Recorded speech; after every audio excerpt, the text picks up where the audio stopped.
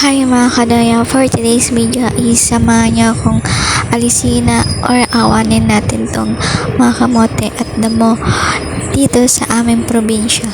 So ngayon wala po muna tayong ganap ng transition na or makeup chuchuchu. Kaya dahil na din sa mahal ng mga bilihin natin ngayon, may tanim ay bibiro, maghapong nakayukop. Kaya pag may tinaniam, may aanihin. Kaya mga beg, kung may space din sa likod bahay nyo, magtanim na din kayo. Huwag puro ano ulam? So yun na nga is, ang tatanimin ko ulit dyan is okra, sitaw at talong, tsaka na din is yung kamote. Nakaplano na kayo, di pa tapos, linisan na. Paano matatapos? Is mag-isa lang. Char. Okay lang naman yan. Tiyaga at tiis lang.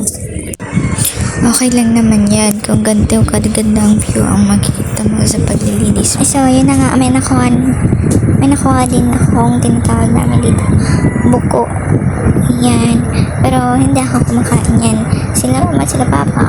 O kaya sila mag-uulam yan. Yun. May pang-ulam na sila. So, hanggang dito na lang po ang ating video. Subscribe for more video at sa susunod pong update.